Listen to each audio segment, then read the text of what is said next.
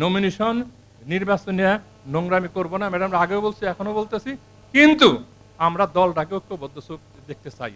আমার চোখের সামনে, আমাদের চোখের সামনে এই দলটা যেন ক্ষতিগ্রস্ত না হয়, এইটুকু আপনাদের কাছে আমি শেষ পর্যন্ত আপনাদের সঙ্গে আছি।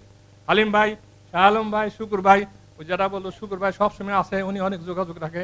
আমার কথা হলো শুকুর ভাইরা যদি নমিনেশন দেয়, আমি আপনাদের কথা দিলাম ওনার জন্য আমি কাজ করবো একবার ওপেন। ইঞ্জিনিয়ার হালিম ভাইরা যদি দেয়, শাহ আলম ভাইরা যদি দেয়, আওয়াল সাহেবরা যদি যায়, ওপেন। কারণ আপনারা যদি অ্যাক্টিভ থাকেন, পাওয়ারফুল থাকেন, তাহলে কি আমার ক্ষমতার অভাব আছে আর কালিহাতিতে? হ্যাঁ, নাই। আর এখনো আল্লাহ রহমতে এলাকাতে এবং কেন্দ্রে লুৎফর রহমান মতিন সাহেব কেন যেন এই এলেঙ্গা বা এই যমুনার ব্রিজের কারণে হোক সবাই চিনে, এবং একটা জিনিস বলে যে মতিন সাহেব ম্যাডামের খুব কাছের লোক, এটা প্রচার হয়েছে, এই জন্য সবাই আমার মূল্যায়ন করে।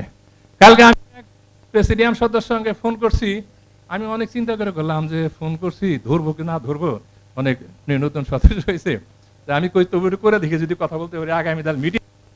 হঠাৎ করে আরে মতিন ভাই, মতিন ভাই, আরে সর্বনাশ, সালাম আলাইকুম, সালাম আলাইকুম, মতিন ভাই ভালো আছেন? তার মানে হইলো এখনো মতিন ভাইটা লুৎফর রহমান না জানলেও মতিন ভাই নামটা এলাঙ্গা কালিহাতিতে পরিচিত আছে।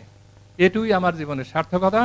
আপনারা এখানে আসছেন, এটা আমাদের জন্য বড় একটা সফলতা হবে।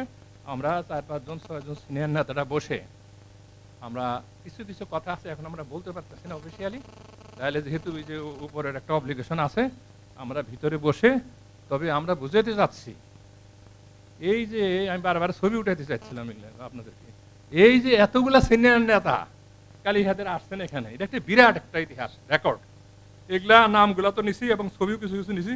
আমরা বিভিন্ন পর্যায়ে বিভিন্ন নেতাদের বোঝানোর চেষ্টা করব, দেখাতে চেষ্টা করব, প্রয়োজন হলে বলবো যে আপনারা আসেন একদিন কালীহাটিতে, আইসা দেখেন কালীহাটের কতগুলো মানুষ আমাদের সঙ্গে আছে।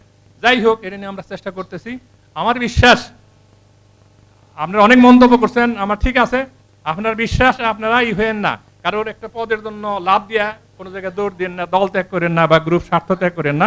ইনশাল্লাহ আমরা সফল হব, এইটুকু বলে সবাইকে ধন্যবাদ জানিয়ে আমি আমার বক্তব্য শেষ করছি। খোদা হাফেজ।